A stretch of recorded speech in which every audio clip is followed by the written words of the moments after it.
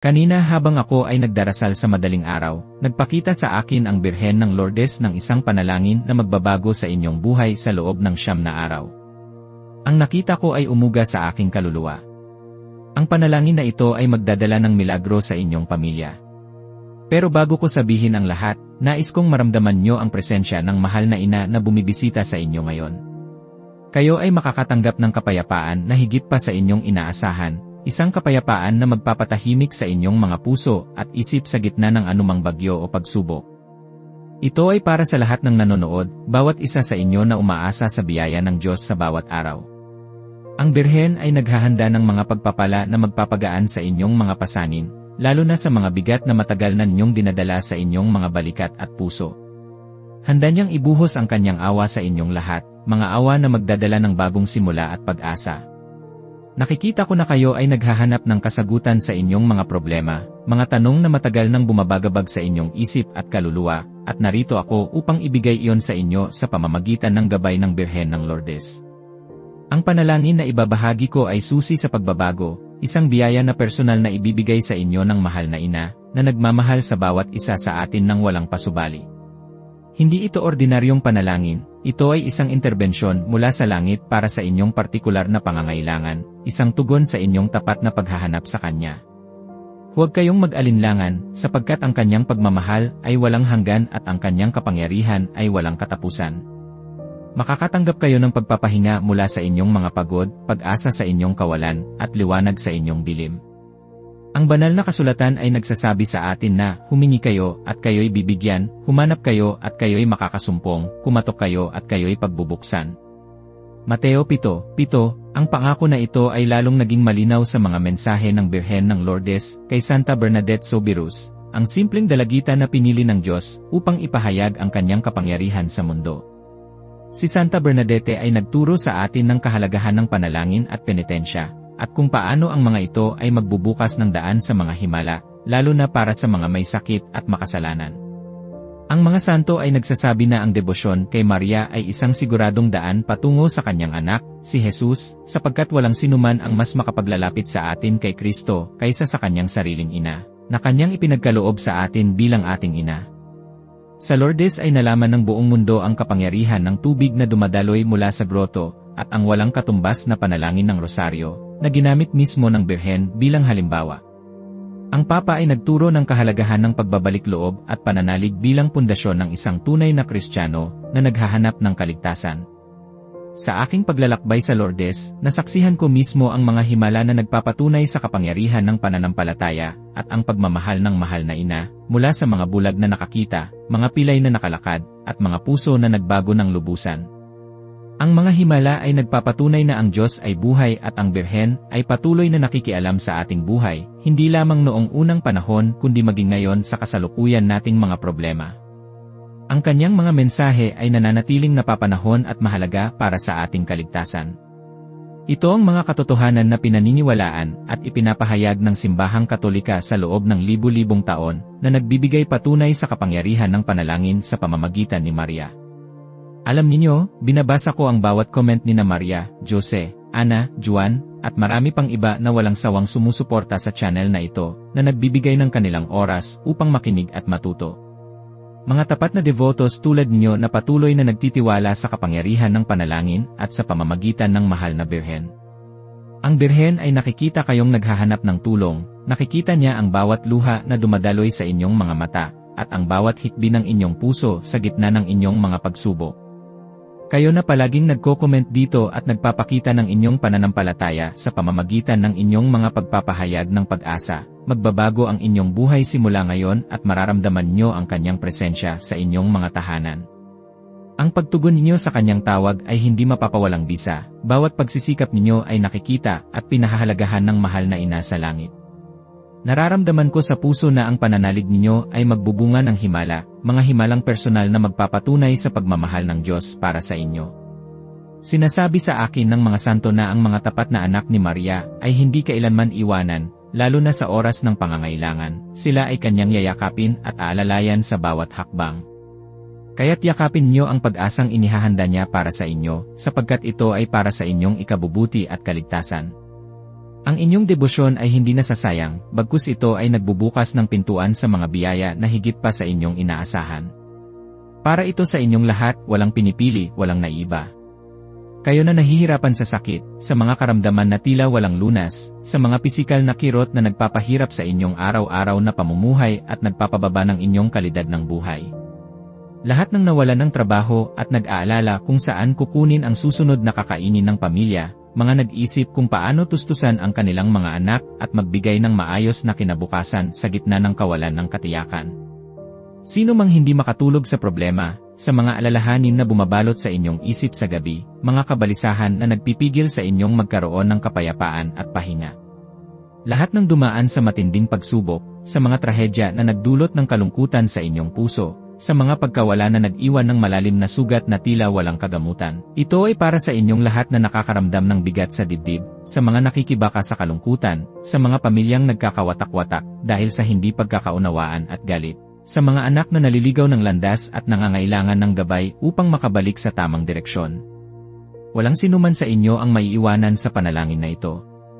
Ang panalangin na ito ay para sa bawat isa sa inyo, walang pinipili, walang iniiwan, sapagkat ang pagmamahal ng Birhen ay universal at walang hanggan. Lahat kayo na nanonood ngayon ay mayroong tiyak na dahilan kung bakit kayo naririto, at ang Birhen ng Lourdes ay handang sagutin ang inyong mga panalangin at punan ang inyong mga pangangailangan, maging ito man ay maliit o malaki, sapagkat para sa Diyos walang imposible. Ang kanyang mga mata ay nakatingin sa inyo, at ang kanyang puso ay nakikinig sa inyong bawat hinaing. Kayo ay gagaling sa loob ng 7 araw, hindi lamang sa katawan kundi pati na rin sa inyong kaluluwa at espiritu, isang kumpletong pagbabago ng inyong pagkatao na magdadala ng kagalakan. Lahat ay makakatanggap ng biyaya sa loob ng 14 na araw, mga biyaya na magbubukas ng bagong pinto sa inyong buhay, mga oportunidad na hindi nyo inaasahan at mga solusyon sa matagal ng problema. Ang inyong buhay ay magbabago sa loob ng 21 na araw, isang kumpletong pagbabago na magdadala ng kapayapaan, kagalakan, at kasaganaan na magtatagal sa inyong buhay. Ito ay mangyayari sa bawat nanonood, bawat isa sa inyo na may buong pusong pananampalataya at pagtitiwala sa kapangyarihan ng Diyos sa pamamagitan ng Birhen. Ang mga pangako na ito ay hindi ko lamang sinasabi, ito ay mga pangako na nanggaling mismo sa mahal na Birhen ng Lourdes, na nagpapatunay ng kanyang walang hanggang pagmamahal at kapangyarihan. Makakatanggap kayo ng pagpapala sa pananalapi, paggaling sa karamdaman, pagbabalik ng kapayapaan sa inyong tahanan, at pagkakaisa sa inyong pamilya na matagal nang nawala o nasira. Ang lahat ng ito ay magiging posible para sa bawat isa sa inyo, basta't kayo ay mananalig at susunod sa kanyang mga tagubilin. Natatanggap kong guidance na ang oras na ito ay para sa inyong pagbabago, isang biyaya na matagal na ninyong ipinagdarasal at hinihintay. Ang kanyang mga biyaya ay sapat para sa inyong lahat at higit pa sa inyong inaasahan. Ngayon, marahil ay tinatanong ninyo, paano ito posible? Paano ang panalangin na ito ay magdudulot ng ganoong klaseng pagbabago sa gitna ng modernong mundo na puno ng ingay, pag-aalinlangan, materialismo, at ang patuloy na paghahanap ng kaligayahan sa mga panandaliang bagay na lumilipas? Ang pananampalatayang Katoliko ay hindi lamang isang set ng mga ritual o lumang tradisyon na walang saysay, ito ay isang buhay na relasyon sa Diyos at sa kanyang mga santo, isang paglalakbay na nagbibigay kahulugan sa bawat yugto ng ating buhay at bawat pagsubok na ating dinaranas. Sa kasalukuyan, marami sa atin ang nakakaranas ng matinding pagsubok, mula sa mga pandaigdigang krisis tulad ng pandemya at krisis sa ekonomiya na nagdudulot ng kawalan ng katiyakan, hanggang sa mga personal na sakit, pagguho ng pamilya, ang pagtaas ng stress, depresyon, at pagkabalisa na dulot ng mabilis na pagbabago sa lipunan at teknolohiya. Ang mga hamon na ito ay nagpapahiwatig na mas kailangan natin ang Diyos ngayon higit kailanman, upang makahanap ng tunay na kapayapaan at direksyon sa ating buhay.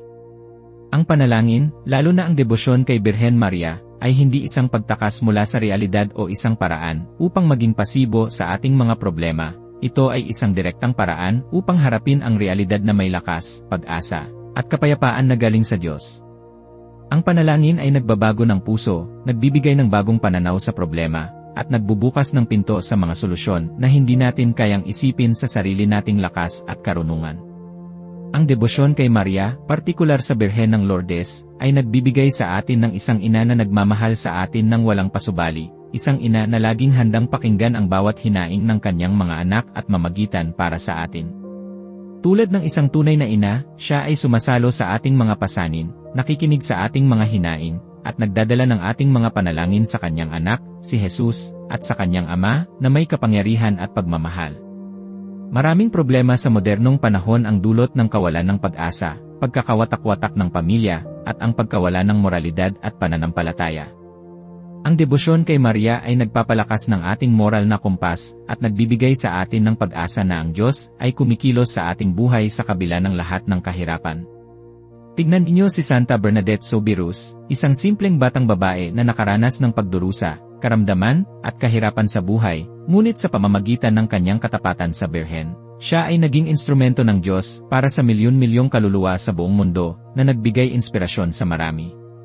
Ang kanyang karanasan ay nagpapakita na ang pananampalataya ay hindi para sa mga perpekto o walang problema, kundi para sa mga handang magtiwala at sumunod sa kalooban ng Diyos, gaano man ito kahirap.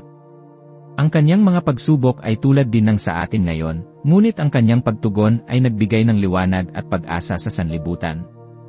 Ang pagdarasal ng rosaryo ay hindi lang pagbigkas ng mga salita, ito ay pagbubulay-bulay sa buhay ni Kristo sa piling ni Maria, na nagbibigay ng kaliwanagan sa ating sariling mga pagsubok at nagtuturo ng pagtitiyaga at pagmamahal. Ang mga misteryo ng rosaryo ay nagbibigay ng gabay sa bawat aspeto ng ating buhay, mula sa kagalakan ng kapanganakan hanggang sa kalungkutan ng pagdurusa, mula sa kaluwalhasya ng muling pagkabuhay hanggang sa liwanag ng Ebanghelyo. Ang pagiging deboto ni Maria ay nangangahulugan ng pagiging mas malapit sa kanyang anak, si Jesus, na siyang ating tagapagligtas at Panginoon. Sa bawat hamon na ating kinakaharap, may solusyon sa pananampalataya na iniaalok ng Diyos para sa atin. Ang Birhen ng Lourdes ay nagpapaalala sa atin na ang kapangyarihan ng Diyos ay hindi limitado ng ating mga kakulangan o mga problema, kundi ito ay nagpapakita sa pamamagitan ng ating pananampalataya, gaano man ito kaliit. Ang mga problema sa kalusugan, relasyon, o pinansyal ay may tugon sa kapangyarihan ng panalangin, lalo na sa pamamagitan ng mahal na ina na nagmamahal at nagmamalasakit sa atin ng buong puso. Ang pag-unawa sa pananampalataya ay nagbibigay ng direksyon sa ating buhay, isang layunin na higit pa sa material na bagay. Nagbibigay ito ng kahulugan sa ating mga paghihirap, nagtuturo sa atin ng pagtitiyaga at katatagan, at nagpapakita na sa likod ng bawat ulap ay may sikat ng araw na naghihintay na lumiwanag sa atin. Ang pananampalataya ay hindi lamang pag-asa sa hinaharap, ito ay paggawa ng pagbabago sa kasalukuyan na nagbibigay ng kapayapaan at kagalakan ngayon. Sinasabi sa banal na kasulatan sa Filipos 4:6-7, huwag kayong mangabalisa tungkol sa anuman, kundi sa lahat ng bagay sa pamamagitan ng panalangin at pagsamo na may pagpapasalamat ay ipaalam ninyo ang inyong mga kahilingan sa Diyos. At ang kapayapaan ng Diyos, na di maabot ng pag-isip, ay magbabantay sa inyong mga puso at mga isip kay Kristo Jesus. Ang mga salitang ito ay nagbibigay sa atin ng katiyakan na ang panalangin ay ang pinakamabisang sandata laban sa pagkabalisa at pag-aalinlangan, na nagdadala ng kapayapaan na galing sa Diyos mismo. Bukod dito, sa Juan 14:13 -14 na, sinabi ni Jesus, at anuman ang hingin nyo sa pangalan ko, ay gagawin ko, upang ang Ama ay maluwalhati sa anak. Ipinapakita nito ang direkta nating koneksyon sa Diyos sa pamamagitan ni Kristo, ang ating Panginoon. Ang mga katuruan ng simbahan sa mahal na Birhen ay malinaw at matatag. Si Maria ay ang ating mediatrix ng lahat ng grasya, ang ina ng awa, ang tulong ng mga Kristiyano, at ang reyna ng langit at lupa. Siya ay hindi Diyos, ngunit walang sinuman ang mas malapit kay Kristo kaysa sa kanyang ina, at walang sinuman ang higit na mahal niya. Ang bawat biyaya na natatanggap natin ay dumadaan sa kanyang mga kamay, dahil sa kanyang natatanging papel sa plano ng kaligtasan. Sa mga mensahe ng Birhen sa Lourdes kay Santa Bernadette, binigyang diin ang kahalagahan ng pagdarasal para sa mga makasalanan, ang paggawa ng penitensya o pagbabayad puri sa ating mga kasalanan, at ang pagmamahal sa mahal na sakramento ng Eukaristya, na siyang sentro ng ating pananampalataya. Ang mga ito ay hindi lamang mga salita, ito ay mga paanyaya sa isang mas malalim na relasyon sa Diyos, isang panawagan sa isang buhay na banal at puno ng pagmamahal at paglilingkod. Ang mga buhay ng mga santo, tulad ni San Padre Pio na may malalim na debosyon sa rosaryo at sa mahal na ina, na nagpakita ng napakaraming himala sa pamamagitan ng panalangin, o ni San Jose na isang ulirang ama at tagapagtaguyod ng banal na pamilya, ay nagpapakita sa atin kung paano isasabuhay ang pananampalataya sa praktikal na paraan. Si San Jose ay nagturo sa atin ng kahalagahan ng pagtatrabaho ng tapat at pagsusumikap para sa pamilya, kaya't kung may problema kayo sa trabaho, ilapit niyo ito kay San Jose. Marami ring kabanalan na nagmula sa debosyon kay Maria, tulad ni San Louis de Montfort na nagsulat tungkol sa True Devotion to Mary, na nagturo ng kabuuang pagtatalaga kay Maria upang mas maging malapit kay Kristo.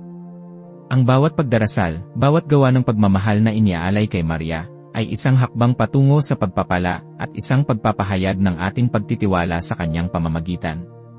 Ang aplikasyon ng mga katuruang ito ay simple, manalangin ng walang tigil, magtiwala sa plano ng Diyos na siyang nakakaalam ng lahat, at tanggapin ang pagmamahal ng mahal na ina sa inyong mga puso.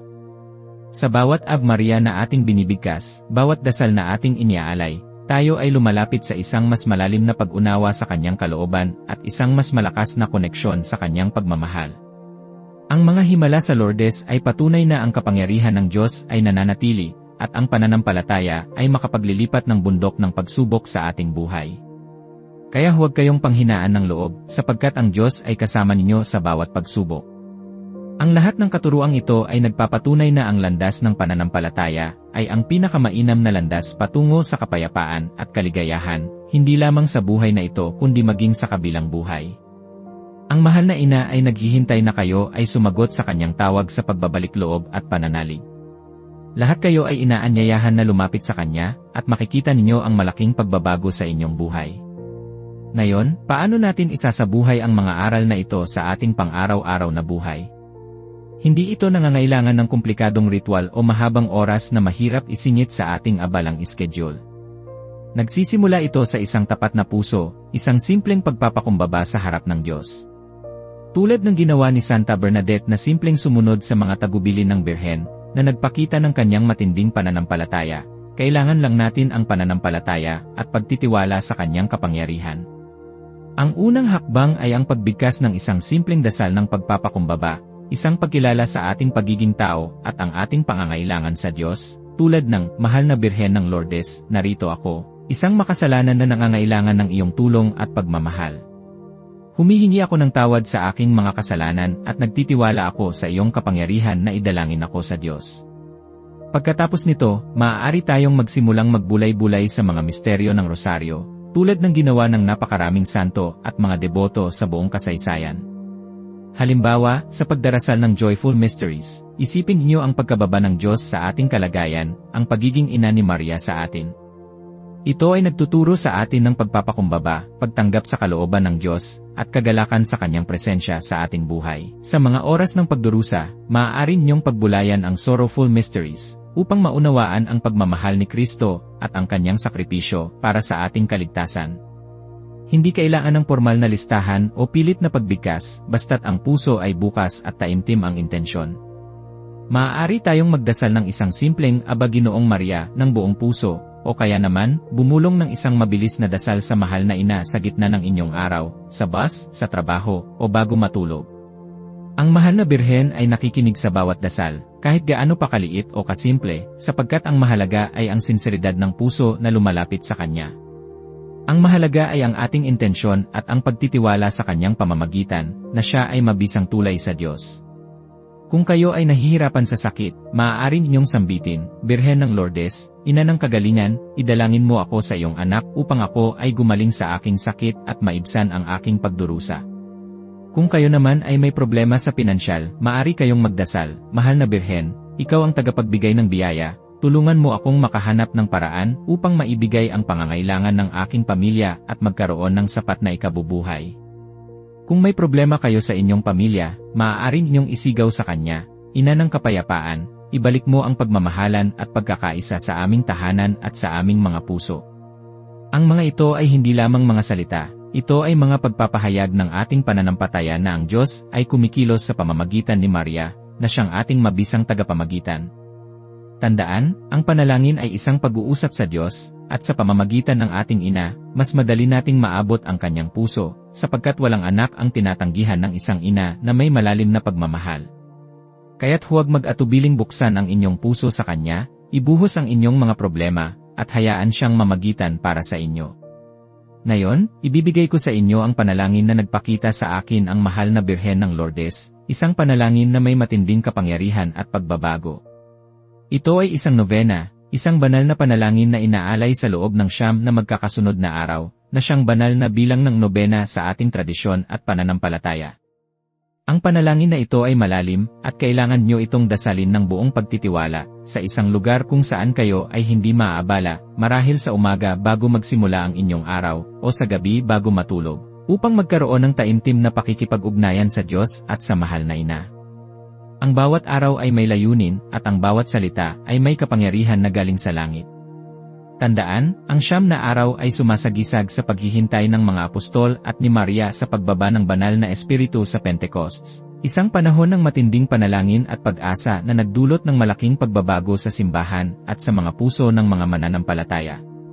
Iyan din ang magiging epekto ng nobenang ito sa inyong buhay, kung dasalin nyo ng buong puso at pananampalataya. Simulan natin ang nobena sa Birhen ng Lourdes. Dasalin ito ng 9 na magkakasunod na araw, kasama ang 3, Aba Ginoong Maria, 3, luwalhati sa Ama, at ang Ki o Maria, ipanalangin mo kami, na nagpakupop sa iyo, pagkatapos ng bawat araw na intensyon. Ang mahal na Birhen ay nangako na kanyang diringgin ang bawat taimtim na panalangin na iaalay sa kanya. Huminga ng malalim, pakalmahin ang inyong puso, at handa na tayong magsimula. Nobyena sa mahal na Birhen ng Lourdes para sa pagbabago ng buhay. Araw 1, panawagan sa pagbabalik loob. O mahal na Birhen ng Lourdes, ikaw na nagpakita kay Santa Bernadette sa isang mapagpakumbabang groto upang magdala ng pag-asa, dinggin mo ang aking panawagan. Batid kong ang aking mga kasalanan ang dahilan ng aking kalungkutan at pagdurusa sa buhay.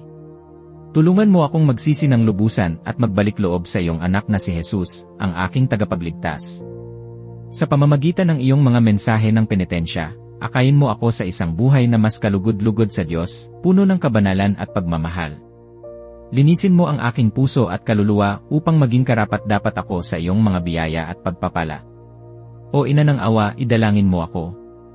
Dasalin ang 3 Aba Ginoong Maria, 3 luwalhati sa Ama, at O Maria, ipanalangin mo kami, na nagpakupop sa iyo. Araw 2, pananampalataya at pag-asa. O Birhen ng Lourdes, ikaw na puno ng pananampalataya at pag-asa, palakasin mo ang aking kalooban sa gitna ng aking mga pagsubok at pagdududa. Tulungan mo akong magtiwala sa kapangyarihan ng Diyos na makapagpapagaling at makapagbabago ng lahat. Gaya ng pagtitiwala ni Santa Bernadette sa iyong mga salita, hayaan mong ang aking pananampalataya ay lumago araw-araw, maging matatag at walang pag-aalinlangan. Bigyan mo ako ng pag-asa na higit pa sa aking nakikita, na ang lahat ng bagay ay posible sa Diyos, sa Kanyang walang hanggang kapangyarihan. Ina ng pag-asa, idalangin mo ako. Dasalin ang 3 Aba Ginoong Maria, 3 luwalhati sa Ama, at O Maria, ipanalangin mo kami, na nagpakupop sa iyo. Araw 3, kagalingan sa katawan at kaluluwa. Mahal na Ina ng Lourdes, ikaw na pinagmulan ng mga himala ng kagalingan, hipuin mo ang aking katawan at kaluluwa ng buong pagmamahal. Kung may sakit ako sa katawan, alisin mo ang kirot at ibalik ang lakas upang makapaglingkod ako sa Diyos. Kung may sugat ako sa kaluluwa, pagalingin mo ang aking mga alaala at punan mo ako ng kapayapaan na galing sa iyong anak. Sa pamamagitan ng tubig ng Lourdes, linisin mo ako mula sa lahat ng karamdaman at kahinaan. O Ina ng kagalingan, idalangin mo ako. Dasalin ang 3 Aba Ginoong Maria, 3 luwalhati sa Ama, at O Maria, ipanalangin mo kami, na nagpakupop sa iyo. Araw 4, biyaya sa pananalapi at hanap buhay. O mahal na Birhen, ikaw na nagmalasakit sa mga dukha at nangangailangan, tulungan mo ako sa aking mga pangangailangan sa pananalapi at materyal. Buksan mo ang mga pintuan ng oportunidad para sa akin, upang makahanap ng trabaho o mapabuti ang aking hanap buhay, upang makapagbigay ng maayos na buhay sa aking pamilya. Gabayan mo ako upang maging tapat sa aking mga obligasyon at maging mapagbigay sa kapwa, tulad ng iyong halimbawa. Ibigay mo sa akin ang biyaya ng kasaganaan upang matustusan ko ang aking pamilya at makatulong sa iba na nangangailangan. Ina ng kabutihan, idalangin mo ako. Dasalin ang 3 Aba Ginoong Maria, 3 luwalhati sa Ama, at O Maria, ipanalangin mo kami, na nagpakupop sa iyo. Araw 5, kapayapaan sa pamilya at relasyon. O Ina ng Lourdes, ikaw na Ina ng banal na pamilya, bigyan mo ako ng kapayapaan sa aking tahanan at sa aking mga relasyon sa kapwa. Pagalingin mo ang mga sugat ng nakaraan na nagdudulot ng hidwaan at pagbigkisin mo kami sa pagmamahalan ni Kristo. Turuan mo kaming magpatawad at mag-unawa sa isa't isa, tulad ng pagpapatawad ng Diyos sa atin. Iligtas mo ang aming pamilya sa lahat ng hidwaan at pagkakawatak-watak na dulot ng kasamaan. Gawin mong sentro ng aming tahanan ang pagmamahal ni Kristo at ang iyong gabay. Ina ng kapayapaan, idalangin mo ako. Dasalin ang tatlo Aba Ginoong Maria, tatlo luwalhati sa Ama, at O Maria, ipanalangin mo kami na nagpakupop sa iyo. Araw 6, lakas laban sa tukso at masamang impluensya. Mahal na Birhen, ikaw na aming tanggulan laban sa kasamaan, bigyan mo ako ng lakas na labanan ang mga tukso at masasamang impluensya sa aking buhay na naglalayo sa akin sa Diyos.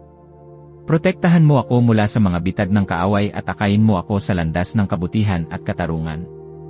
Gawin mo akong matatag sa pananampalataya at tapat sa mga turo ng simbahan na siyang ating gabay. Tulungan mo akong lumayo sa mga sitwasyon na naglalayo sa akin sa Diyos at sa mga taong magdadala sa akin sa kasamaan. Ina ng kaligtasan, idalangin mo ako. Dasalin ang tatlo Aba Ginoong Maria, tatlo luwalhati sa Ama, at O Maria, ipanalangin mo kami na nagpakupop sa iyo. Araw 7, gabay sa tamang desisyon.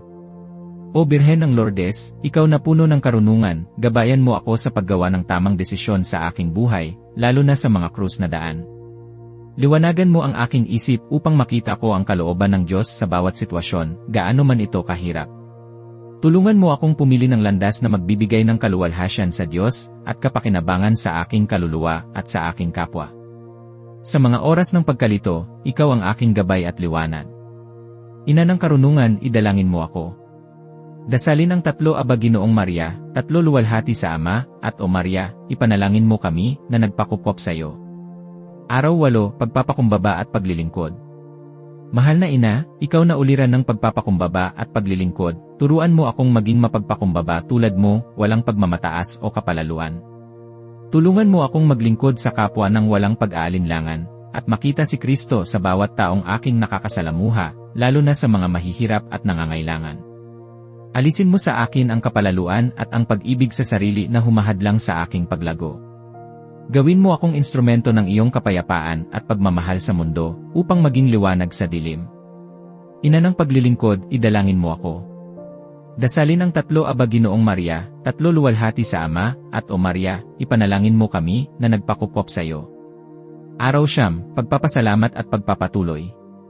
O mahal na Birhen ng Lourdes, sa pagtatapos ng nobyena na ito, buong puso akong nagpapasalamat sa lahat ng biyayang natanggap ko sa pamamagitan mo at sa pamamagitan ng iyong anak. Patuloy mo akong samahan sa aking paglalakbay sa buhay. Hayaan mong ang pagbabago na nagsimula sa akin ay maging inspirasyon para sa iba, upang sila rin ay makahanap ng pag-asa. Tulungan mo akong manatiling tapat sa pananampalataya, at patuloy na magbigay ng kaluwalhasyan sa Diyos sa lahat ng aking ginagawa. Hindi ko kayang bayaran ang iyong pagmamahal, ngunit ibibigay ko sa iyo ang aking buong buhay at ang aking paglilingkod. Amen. Dasalin ang tatlo Aba Ginoong Maria, tatlo luwalhati sa Ama, at O Maria, ipanalangin mo kami na nagpakupop sa iyo. Huwag kalimutan na ang panalangin na ito ay dapat dasalin ng may puso, hindi lamang sa labi o bilang simpleng pagbigkas ng mga salita. Ang mahal na Ina ay naghihintay na kayo ay sumagot sa kanyang tawag, isang tawag sa pagbabago at pagbabalik loob.